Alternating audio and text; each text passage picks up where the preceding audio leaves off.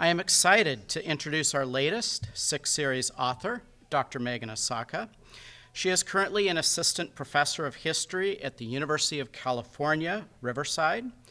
And the book that she is talking about today, Seattle from the Margins, Exclusion, Erasure, and the Making of a Pacific Coast City, emerges from her award-winning dissertation and work she did with the Seattle-based Densho Project, an organization that documents the testimonies of Japanese Americans who were unjustly incarcerated during World War II. As editor of this sixth series, I had the great fortune of reading this book early on, and I've been recommending it constantly over the last year, eagerly anticipating its publication. Alongside Cole Thrush's Native Seattle and Matt Klingle's Emerald City, Asaka's Seattle from the Margins will become required reading for anyone seeking to understand the history of this city that occupies the homelands of the Duwamish Nation. I would like to thank the UW Press for their work on this series. I've been very fortunate to work with Mike Bauckham at the Press. He's the one who brought this project to my attention, and I was very excited when I saw the book proposal and the early chapters. I would also like to thank the Sick Family Endowment for making this series possible, along with For Culture, which helped to finance this book's publication. So let's please welcome Professor Asaka.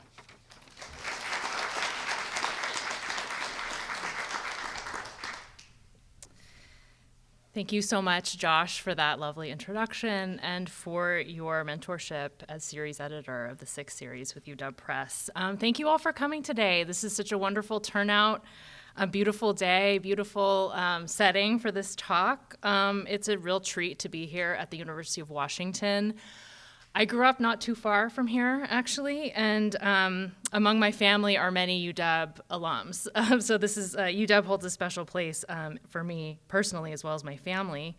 I also want to thank Kim McKeag, who's back there, who organized this event and has been a huge supporter of this project from very early on.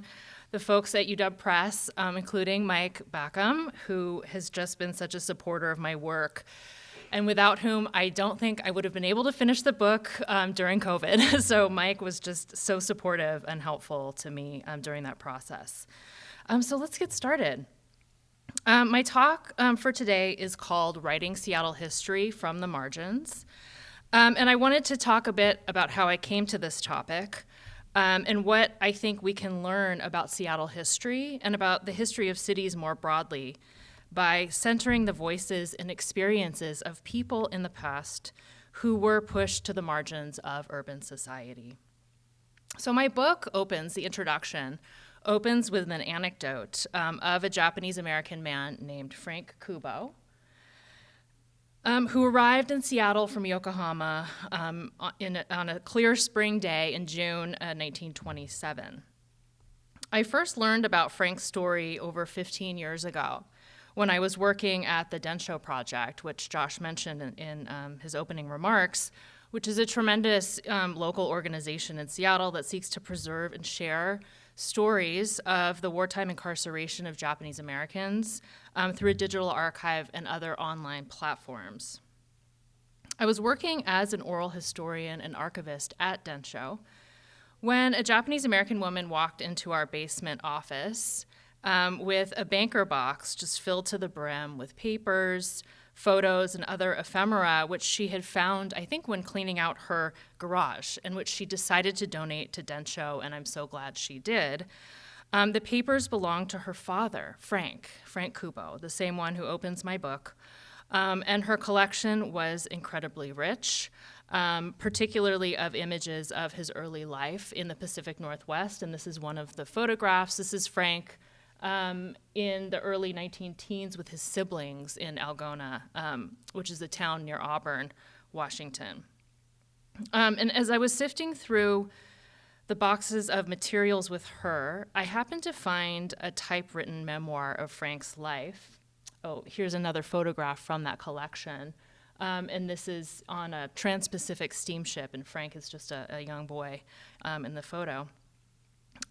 So I happened to find this typewritten memoir of Frank's life, written by Frank himself sometime at the end of his life, probably in the 1980s or 1990s.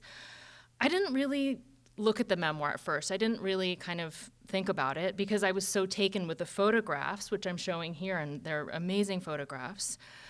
And yet I'm so glad I came back to the memoir because the memoir turned out to be the most historically significant, in my opinion, and valuable piece of his collection. So after some time of processing the collection with his daughter, digitizing it, I finally picked up the memoir and started reading. And those first pages immediately caught my attention. So as I mentioned, Frank was born in Auburn, Washington, or Algona, which is a small town outside of Auburn, the son of Japanese tenant farmers who lost their farm sometime in the early 19-teens and returned to Japan with Frank and his siblings. So Frank was a US-born citizen of Japanese ancestry, but grew up in Japan. As he grew up and he became an older teenager, young adult, he wanted to return to Seattle, to pursue an education. And so he hopped on a steamship, leaving Yokohama and taking that 3-week journey across the Pacific once again.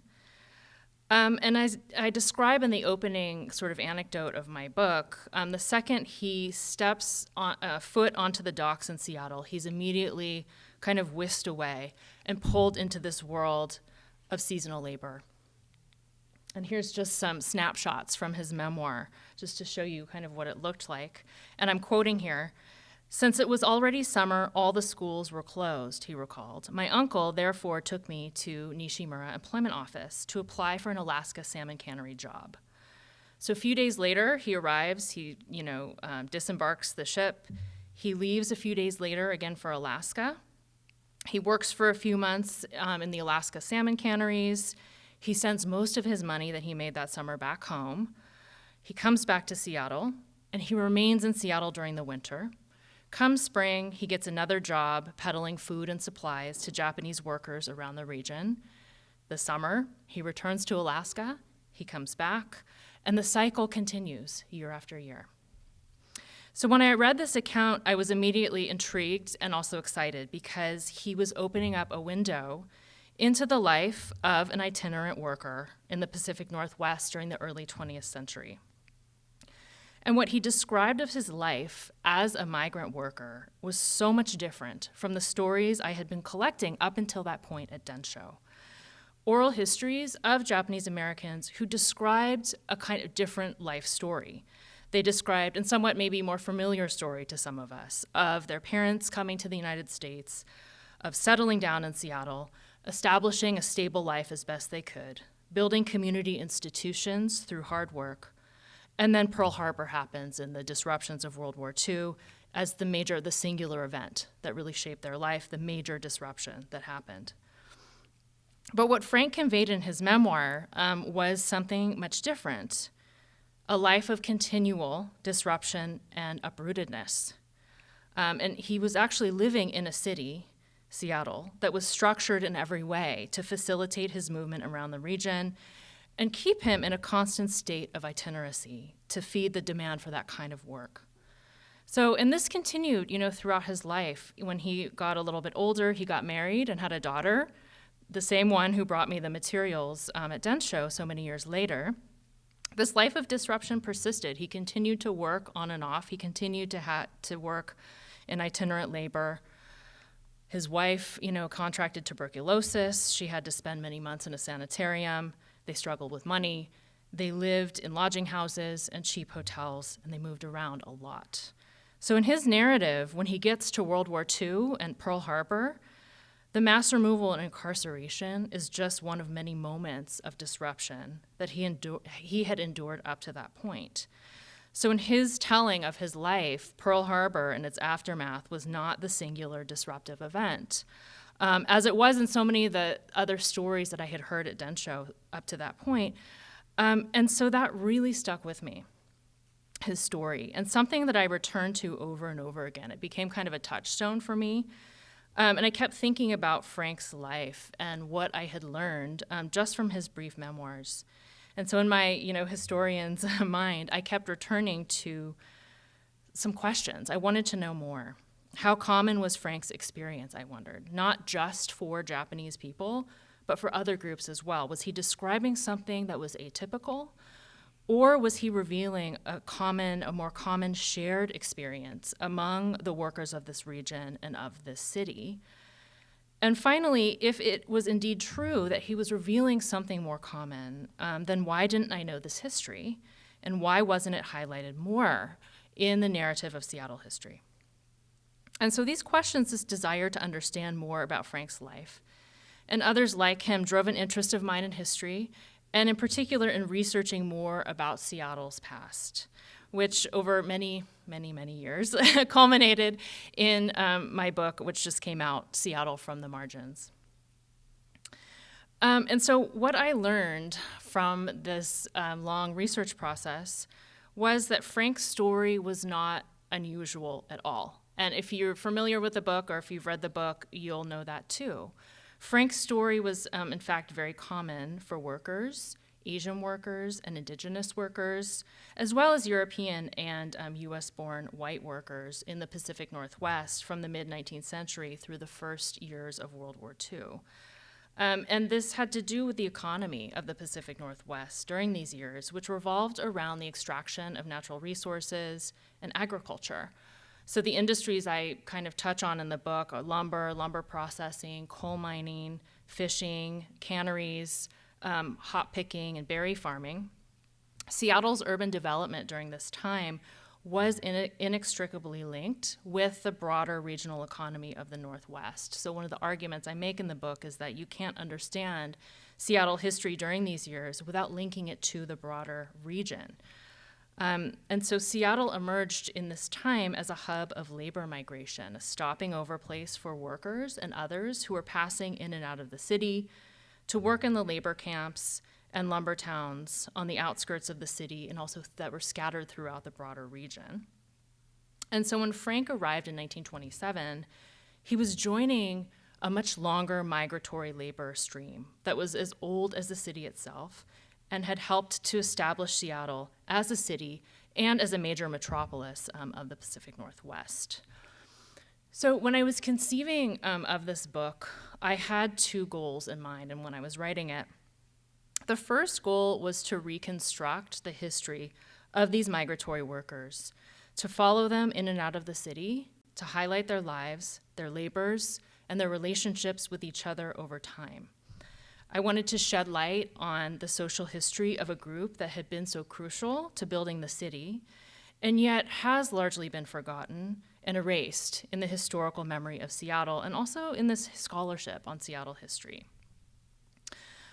This was a population, again, that was so crucial to Seattle's early history, and yet had been almost completely written out of the dominant narrative of Seattle history.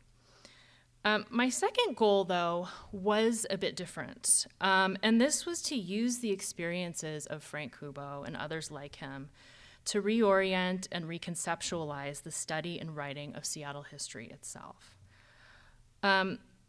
So much of what I had learned about Seattle and about cities during this time period, right? This is a period of intense urbanization, of industrialization, of mass migration to the cities, was told through the perspective of stable communities, people who lived and worked in cities and established communities and institutions through slow, hard-earned growth.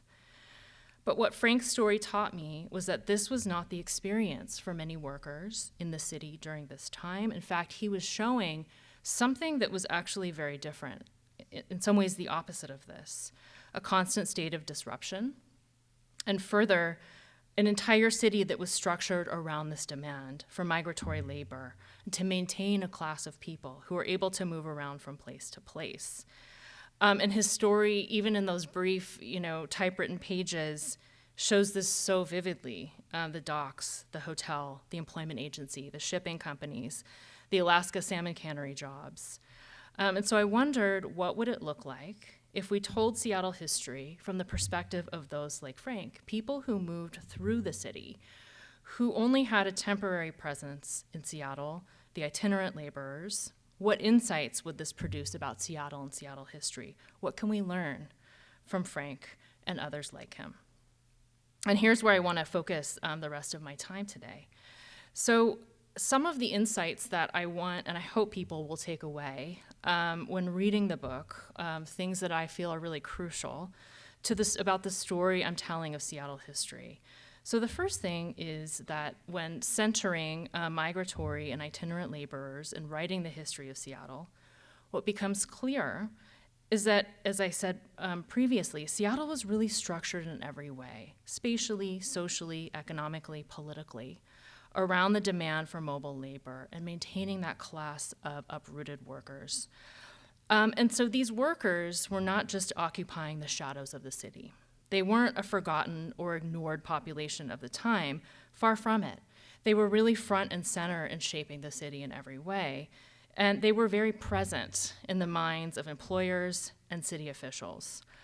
And one way that I show this in the book is through the efforts to police and contain them. So while they were valuable and important to the economy and to the city, there was also a backlash, right, a resistance against them, efforts to police and contain them.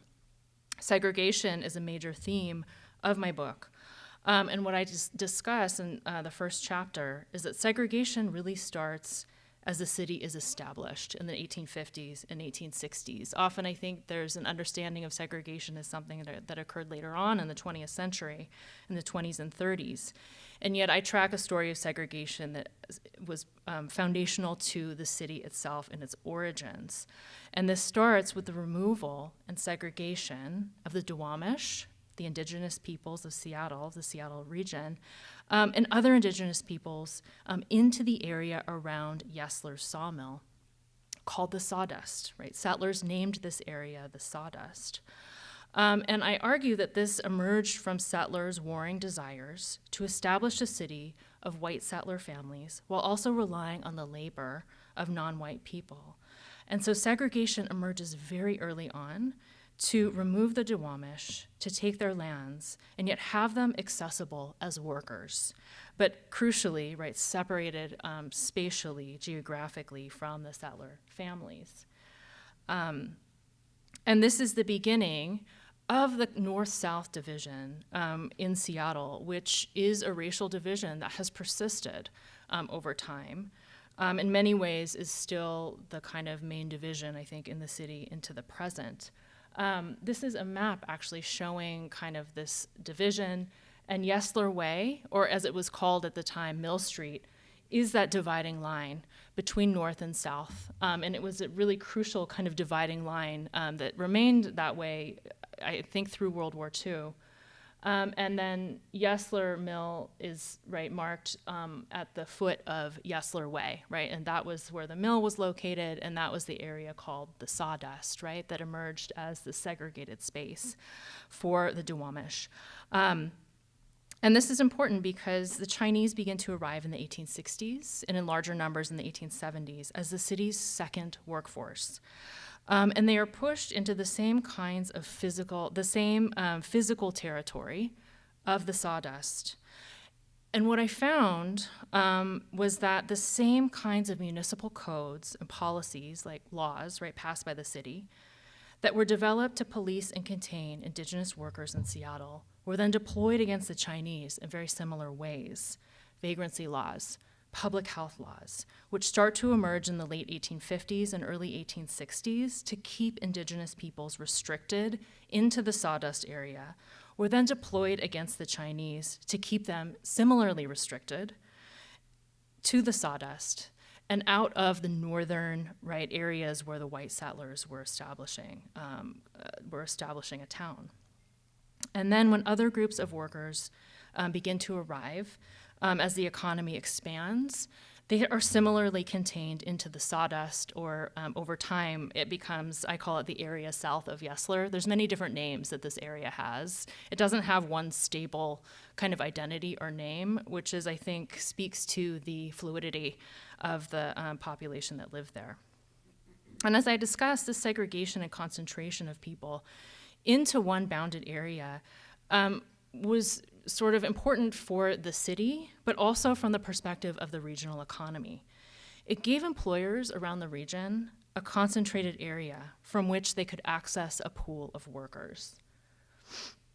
Washington Street. Many of you might be familiar with Washington Street, which ran parallel to Yesler Way, was one of the main workers' hubs during the late 19th century. It was a popular docking place for Indigenous workers who were stopping over in Seattle from around the region. So that's the base of Washington Street right there in the photo. And then it was also a hub of Chinese labor as well. And this is Huachong, a photograph of Huachong, a company that was very prominent in Seattle in the late 19th century. And Huachong's main business was labor contracting, so recruiting and managing Chinese workers for railroad companies and lumber mills and canneries. And Huachong's main building was located just steps away from the waterfront on Washington Street, where you also have Indigenous workers docking, right, their canoes. This is also the place on Washington Street where the IWW established its first headquarters in 1907. So racial segregation and Seattle's north-south orientation also played a crucial role in the regional economy, giving employers access to a concentrated pool of labor. So going back to my original question, though, what can we learn about Seattle history by centering the experiences of workers like Frank, right? First, we can learn that migratory laborers played a far more crucial role in shaping the urban environment than previously acknowledged. And as I said, we see this through the efforts to police and contain them, which gave rise to a segregated landscape that became an inextricable part of the built environment of the city, most visibly through this kind of north-south spatial and racial orientation of Seattle. Second, what do we learn? Well, we learn that Seattle was a lot more racially heterogeneous than is often acknowledged in the historical scholarship and in the public understanding of Seattle's history. Growing up, I heard all the time, like, Seattle is a white city. Seattle often appears on the list of, the whitest cities in the United States. It's always in the top, 7 or top 5. But this obscures, I think, a history of racial heterogeneity that was really central to this early period. And it obscures the fluidity of the urban population. And in highlighting this particular aspect of Seattle's history, I'm building on scholarship by Quintard Taylor, Shelley Lee, Dorothy Fujita Roney, Cole Thrush, who have all in their various ways pushed back against this notion of the white city and highlighted the ways in which, for example, Seattle has been so connected to Asia and the Pacific world, in which Indigenous peoples were central actors in shaping Seattle and their persistence in the city over time, that African Americans had a historical presence in Seattle that was truly significant. And so I build on this work, and I'm indebted to the scholars, right, who, again, pushed back a little bit on this narrative of the white city. But I'm also kind of expanding on this work and building on this work. And I'm grappling with a kind of racial heterogeneity that's not rooted necessarily in one group of people or one community. I wanted to kind of expand the framework to include many different groups of workers and their interactions with each other over time. And what we see is that segregation into the urban spaces of the city and labor camps and sites of work and leisure created a highly fluid and heterogeneous urban environment that I trace in the book, and that really defies easy categorization. And so I don't necessarily focus on one stable community that is grounded in place and grows and expands over time. And when you focus on transient workers, migratory workers, mobile populations, you're not going to get a stable history, right? What you get are urban spaces that are constantly in flux, snapshots of urban populations that look very different day to day, month to month, year to year, season to season. People are constantly mingling, fighting, and coming together in different ways in different spaces at different moments. Historian Nyan Shah calls this stranger intimacy. And some of my most favorite passages of the book and the research that I did to highlight this really discuss moments in which we see the messiness and the complexity of this particular urban population who had been segregated together in many of the same physical spaces, as I describe with the sawdust example a bit earlier. In 1903, to give an example of this from the book, a Japanese writer named Nagai Kafu toured the Pacific Northwest. He was an admirer of the French writer Émile Zola and wanted to come to the US to capture the sights and sounds of the region's emerging cities for his Japanese audiences back home. And his work is really interesting. So it was translated and published, I think in the 1970s, is very engaged with the question of racial heterogeneity and the place of Japanese people, again, that was his focus, in the mixed world of the segregated South End. And so I just wanted to read a short passage from his writing, which is in chapter 3 of the book.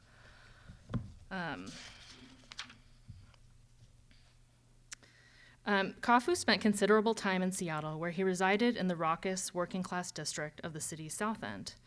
There, each night, he observed, quote, crowds of menial laborers who had finished their day's work, wandering the district's, quote, lantern-lit alleys and filling the air with the, quote, distinct odor of sweat and alcohol.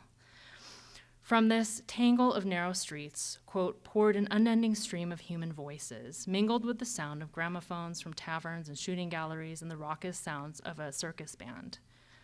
He described the district coming alive in the evening hours, the revelry often lasting until sunrise, when laborers went back to their lodging houses or headed to their work sites for another day on the job. Though he commented on many different topics, Kafu appeared most struck by the heterogeneity of the district. When he arrived, he noted, quote, both Oriental and Occidental laborers frequenting the same cigar shops and fruit stands. Particularly noteworthy to Kafu were the moments that showed Japanese residents' integration within the South End and their coexistence with whites as well as people from other racial groups. He recalled hearing the, quote, hard, flat sounds of the shamisen, which is a traditional Japanese instrument, next door to a saloon, and white children who yelled sukebe, a Japanese vulgarity that roughly translated into lecher or dirty old man. Quote, it had been used by Japanese prostitutes and came to have a special meaning, Kafu explained.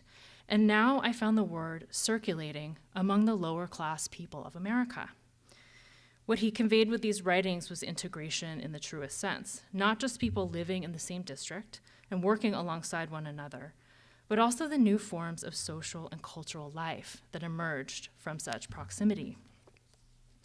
So what he's showing us, I think, is that he's not just commenting on the fact that there was a racially heterogeneous district in Seattle, but something new emerged out of this district as well, new kinds of cultural and social life that he's showing us. Again, he also notes there was tension, hostility, it wasn't a utopia. But I think what he's commenting on that's kind of mixing that's going on that's really significant, and again, emerging out of these segregated, heterogeneous spaces of Seattle. And this is, I wanted to put this photograph here. This is the kind of streetscape that Kafu would have been traversing there in 1903 when he came to Seattle. Another moment in the book that I highlight, the kind of racial heterogeneity of the city that we find in the city segregated spaces housing migratory workers, is a neighborhood called Profanity Hill, the so-called slum district that was cleared away to build Yesler Terrace in 1940. So Profanity Hill was what existed before Yesler Terrace was built, kind of the location of First Hill today.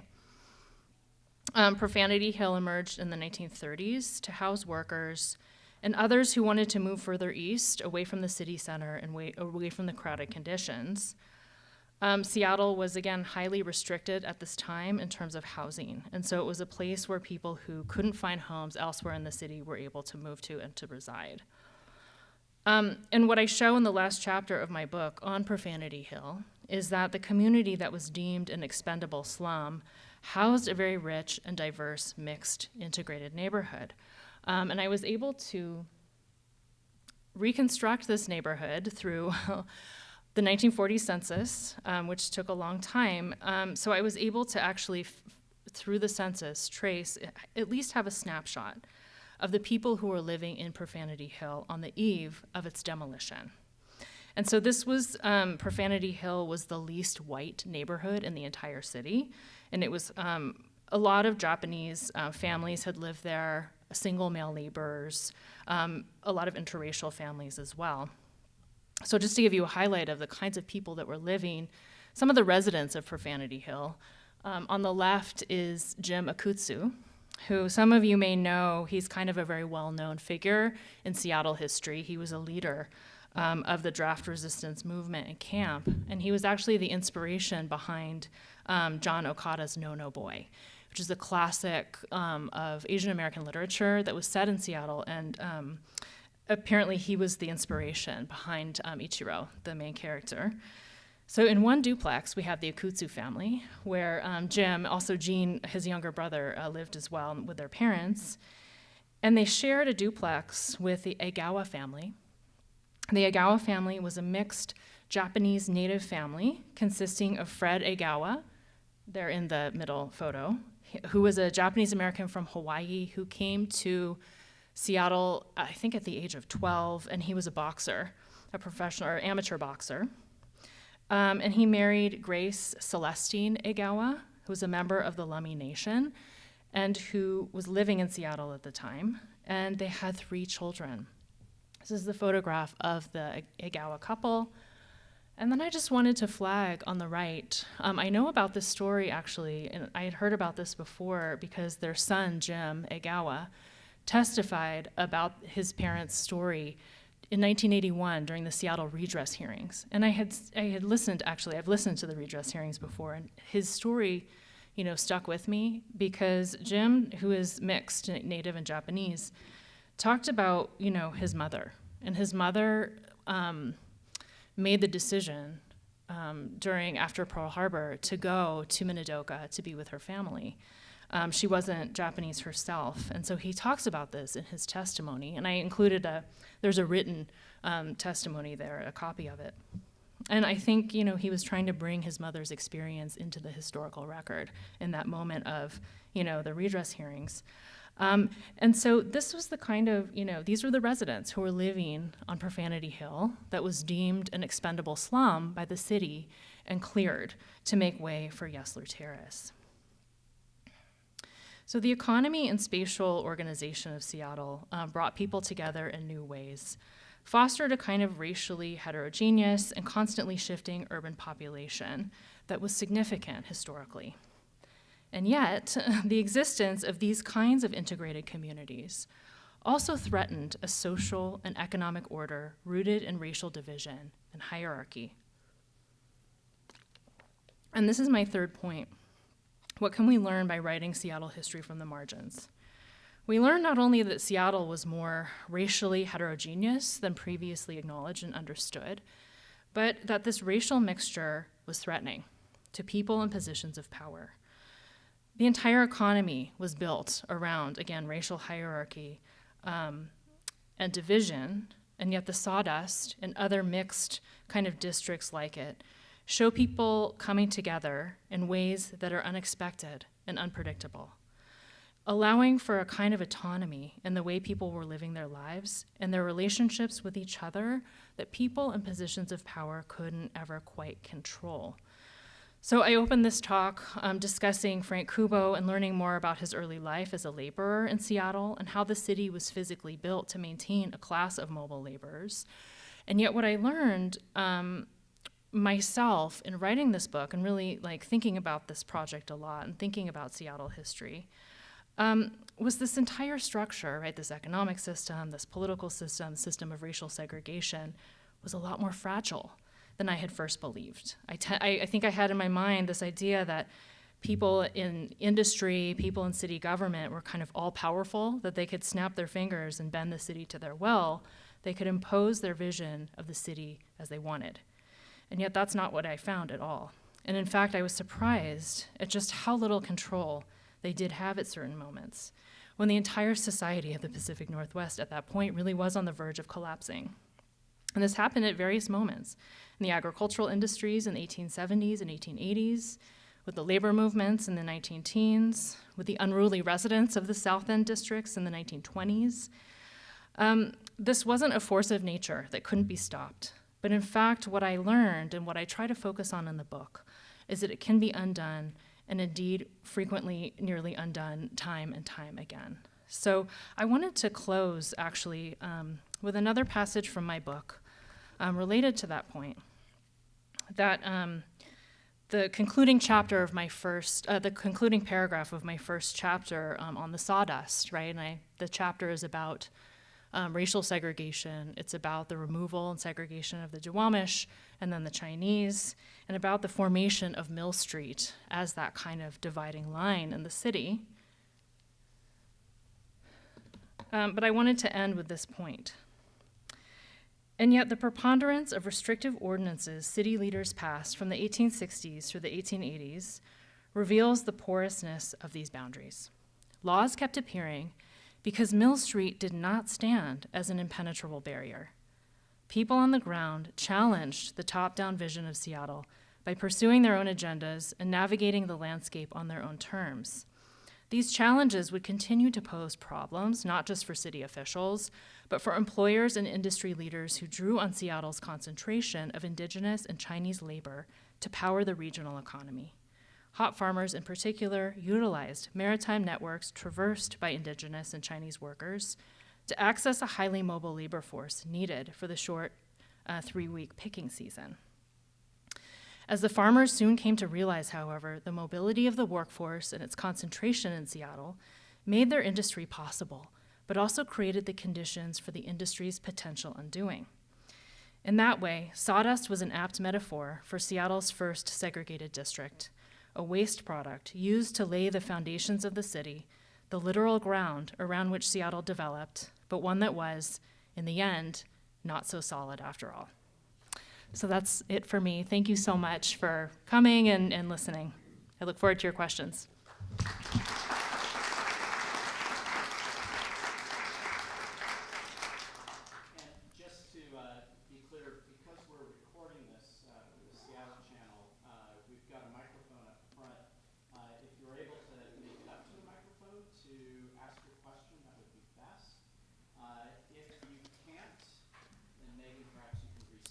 Sure. Yeah. Mm-hmm.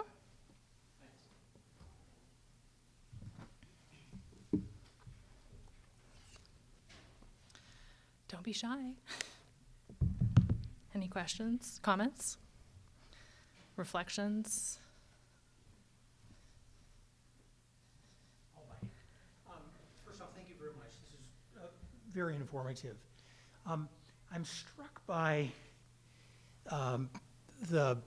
I'll go back to Bernard Bailyn's concept of the peopling of North America, if you may be familiar with that.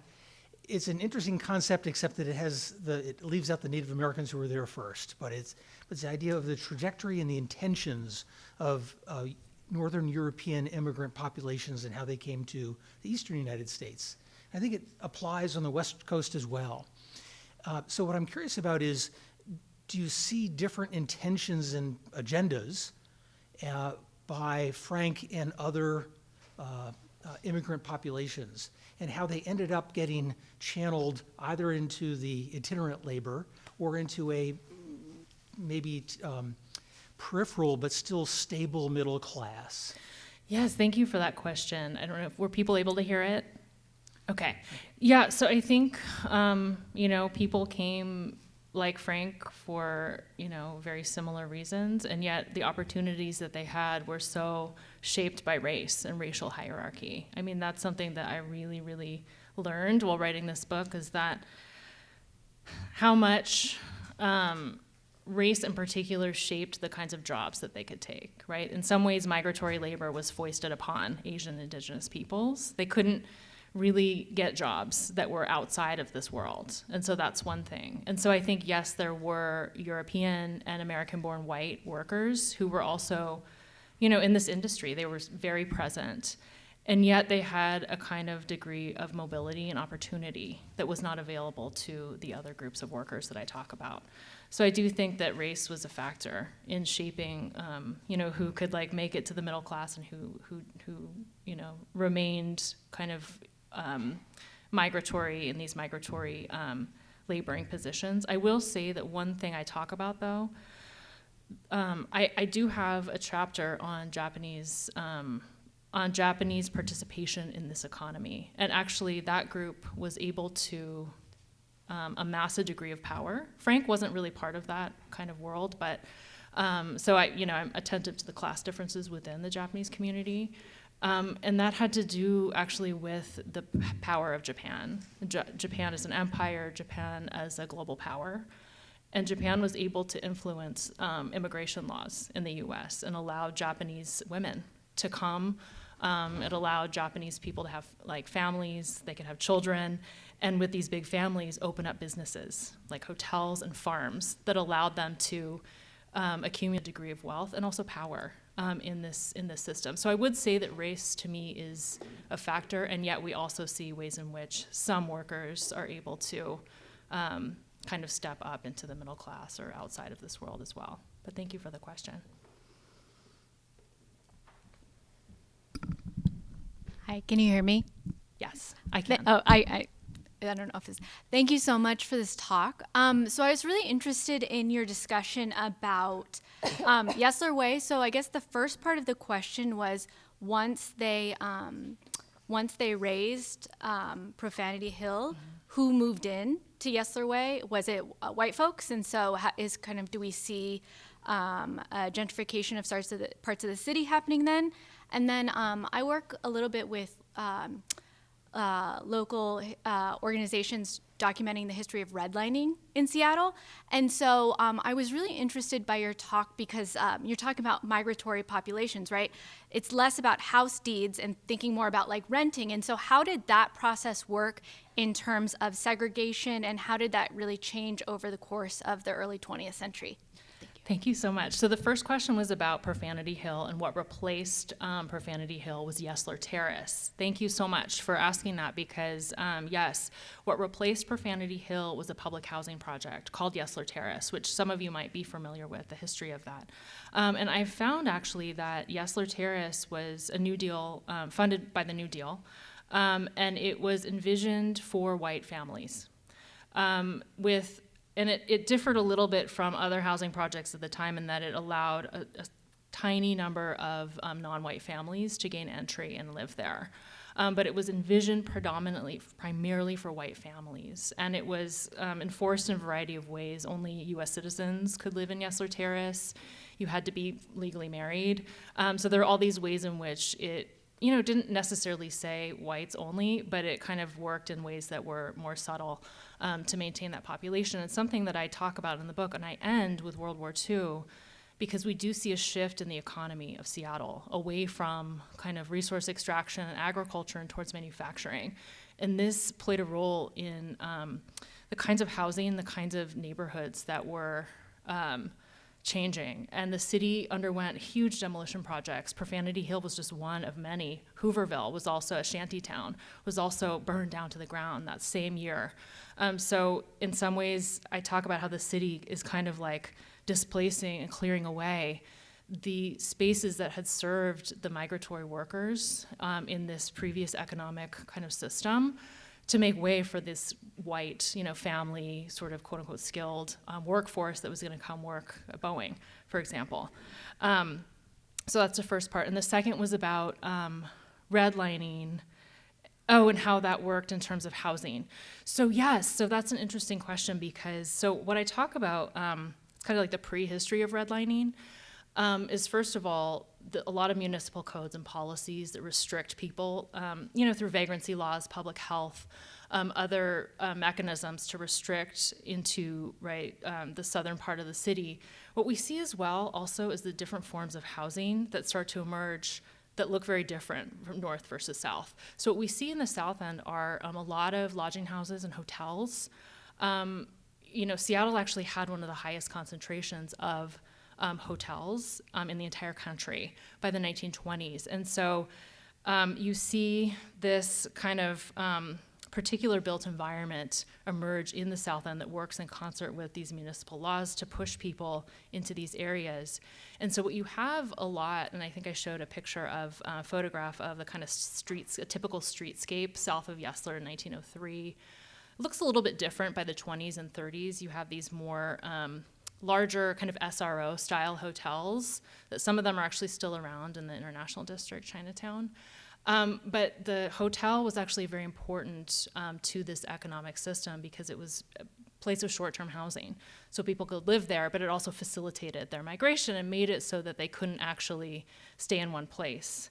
So yeah, that's kind of how it worked as well, to kind of both concentrate people and also to work with this kind of broader system of labor migration. Yeah, you're welcome. Anything else? Oh, yeah.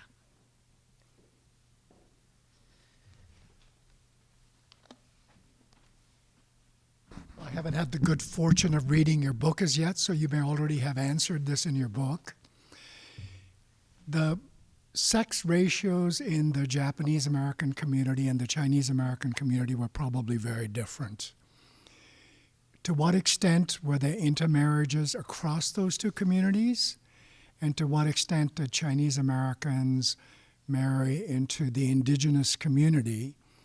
And how many of these kinds of pairings were the result of residential patterns or work patterns? So I love this question about interracial marriage, interethnic sort of racial relationships. So what I found is that Japanese leaders and elites policed the marriage choices of the women in the community.